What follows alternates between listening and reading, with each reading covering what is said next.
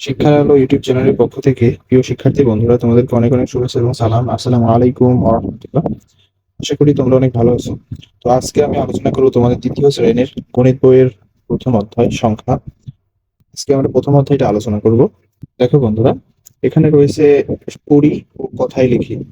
এখানে রয়েছে যে সংখ্যাগুলো, এই সংখ্যাগুলো পড়তে হবে এবং খাতায় লিখতে হবে, কথায় লিখতে হবে অর্থাৎ বানান করে। তো আমরা এখানে বোর্ডে লিখে নিয়েছি।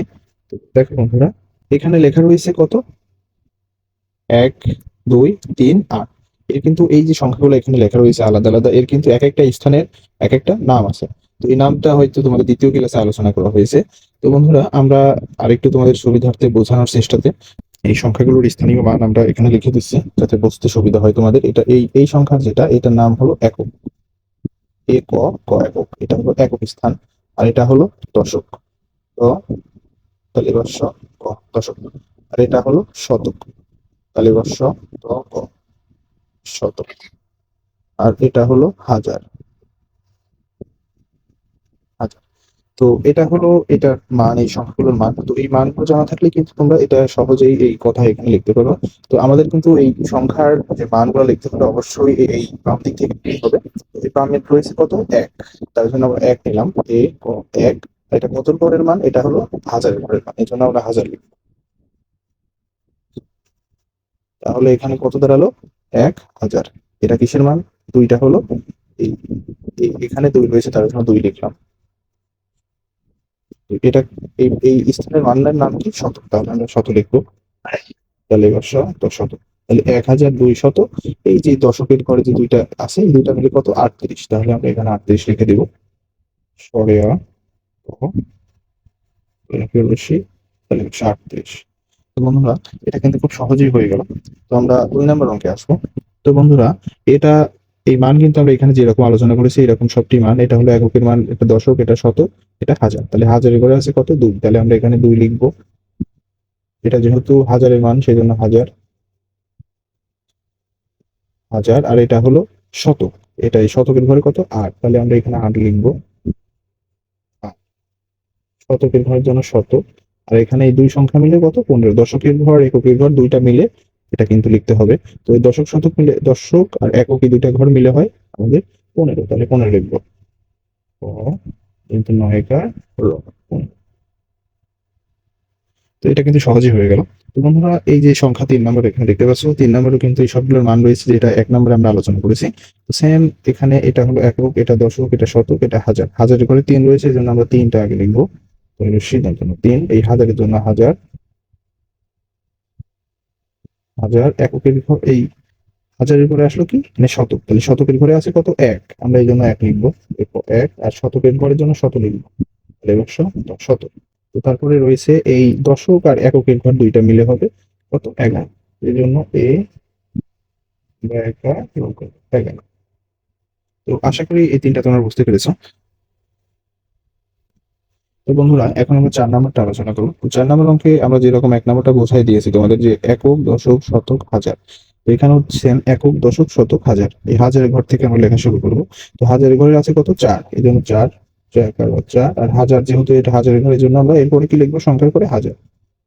১ জয়কার হাজার।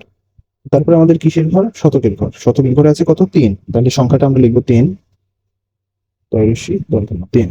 তারপরে রয়েছে আমাদের কি? এটা যেহেতু শতকের ঘরের জন্য আমরা লিখবো ৩, তাহলে এবার শতক।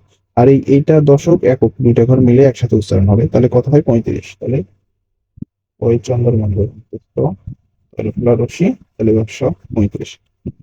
তো তারপরে ৫ নম্বর অঙ্ক, এখানে সেম একক, দশক, শতক, হাজার। হাজারের ঘরে ৫, এই জন্য ৫ লিখবো আমরা এখানে। পঞ্চাঙ্গের আকার ৫। হাজারের জন্য হাজার, হাজার। শতকের ঘরে ১, এই জন্য ১, ১। তাহলে এবার শত, ১৫৩।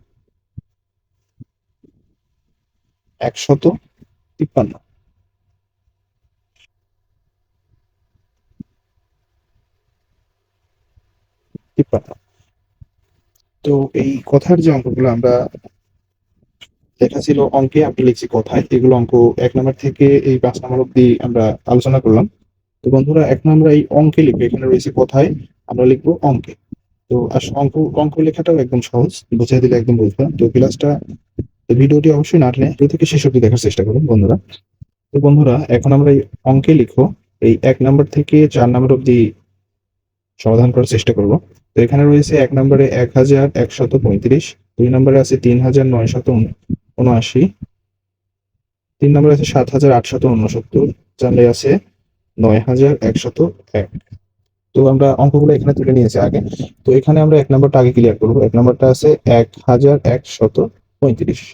এটার সমাধানে যদি আমরা আসি, তাহলে আমরা প্রথমে এই লেখার দিকে খেয়াল করব যে লেখায় প্রথমেই আমাদের কি রয়েছে এখানে। এখানে বলা হয়েছে যে এই হাজারের কাজটা আগে করব আমরা।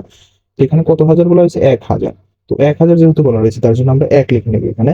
তো এটা এইটুকের কাজ শেষ। তারপরে আমরা আসবো শতকের কাজে। তো শতকে কি বলা হয়েছে এখানে? 100। তার জন্য আমরা একটা 1 লিখে নেব। তারপরে কি আছে? 35। তো আমরা 35টা লিখে নেবো এখানে। 3 10 5 35। তো দেখো একদম সহজভাবে কিন্তু আলোচনাটা হয়ে গেল। তো 3 ভাগও সেম নিয়মে, 3 নাম্বারটাও 2 নাম্বারটাও আমরা সেম নিয়মে করব। প্রথমে হাজারের আগে করব। তো হাজারে কত রয়েছে? 3000। 3000 এর জন্য আমরা একটা 3 নিব। তারপরে শতকের কাজ 9 শত, 9 শতক জন্য 9, 79 জন্য 79 নেব। 7 10 9 79। একদম সহজ কিন্তু বন্ধুরা। তো তারপরে দেখো এখানে 7000, এই 7000 জন্য 7, এই 8 শতকের জন্য 8, 69 এর জন্য 69 নেব। দেখো হয়ে গেল। 4 নম্বরে 9000 এর জন্য 9, শতক 100 এর জন্য 1, একের জন্য এখানে যেহেতু দশকের ঘর আমাদের উল্লেখ করে নাই, তো তার জন্য আমাদের কি দশকের ঘরে আমরা কি নেবো? একটা শূন্য। যদি কোনো একটা ঘর তারা না আলোচনা করে বা অঙ্কে যখন কথায় না লেখে, তাহলে আমরা কি নেবো? ওই ঘরে আমরা শূন্য নেব। তো তারপরে কি এখানে রয়েছে 1, এই জন্য শেষে 1 দিয়ে দিলাম একের ঘরে। তো এটা কিন্তু সহজে আলোচনা হয়ে গেল। তো শিক্ষার্থী বন্ধুরা, আশা করি অঙ্কটা তোমরা বুঝতে পেরেছো কিভাবে কথায় লেখা থাকলে অঙ্কে লিখতে হয় আর কিভাবে অঙ্কে লেখা থাকলে কথায় লিখতে হয়। আশা করি তোমরা বুঝতে পেরেছো। তো আজকের আলোচনা এই পর্যন্তই ছিল। তো তোমরা ভিডিওটি অবশ্যই একটা লাইক কমেন্ট করবা, আর ভালো লাগলে অবশ্যই চ্যানেলটি সাবস্ক্রাইব করবা, কেননা এরকম ভিডিও আমি আমার চ্যানেলে প্রতিনিয়ত আপলোড করে থাকি। তো তোমাদের সাথে দেখা হবে নতুন কোনো ভিডিওতে। সেই পর্যন্ত তোমরা ভালো থাকবে, সুস্থ থাকবে। আসসালামু আলাইকুম ওয়া রাহমাতুল্লাহ।